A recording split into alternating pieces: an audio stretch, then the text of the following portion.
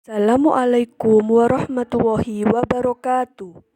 Baik anak-anak, hari ini kita akan belajar tentang materi IPS tema 9 subtema 2 macam-macam sumber daya alam dan pemanfaatannya dalam kehidupan sehari-hari.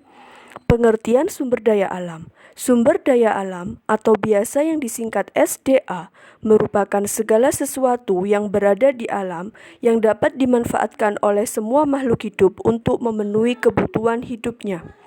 Jenis sumber daya alam terbagi menjadi dua, yaitu sumber daya alam dapat diperbarui dan sumber daya alam tidak dapat diperbarui.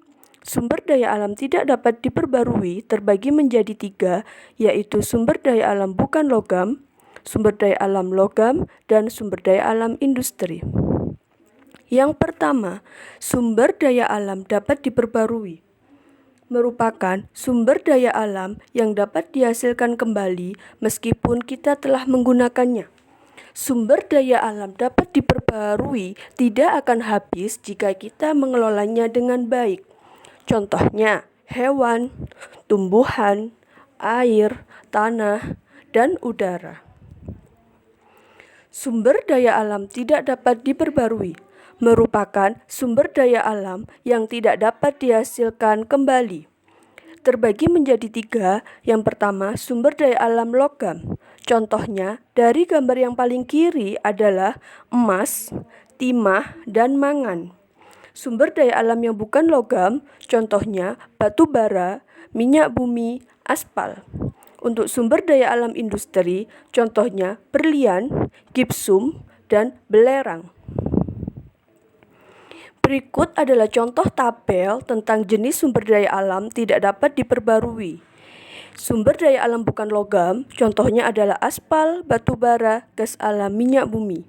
Sumber daya alam logam, contohnya emas, perak, nikel, mangan, timah, dan timbal. Sumber daya alam industri, contohnya berlian, belerang, gamping, gipsum, batu kapur, asbes. Pemanfaatan sumber daya alam.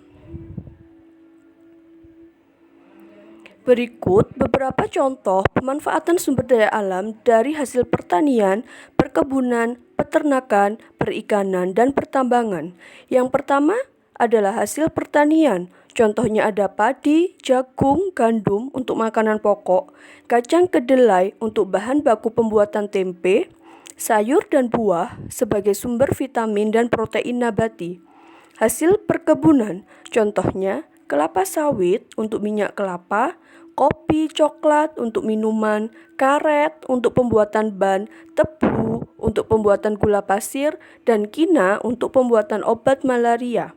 Kemudian dari hasil peternakan, contohnya ada sapi, ayam, bebek sebagai sumber protein hewani, ular sutra untuk kain sutra, lebah, madu, dan obat-obatan. Kemudian hasil perikanan, contohnya ikan udang untuk bahan makanan, terumbu karang untuk tempat wisata, rumput laut bahan makanan dan juga obat, mutiara untuk perhiasan. Yang terakhir yaitu hasil tambang.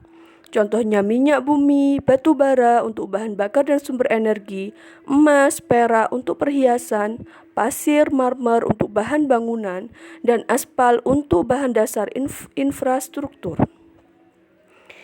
Maka dari itu, gunakan sumber daya alam dengan bijak dan bertanggung jawab untuk generasi selanjutnya. Wassalamualaikum warahmatullahi wabarakatuh.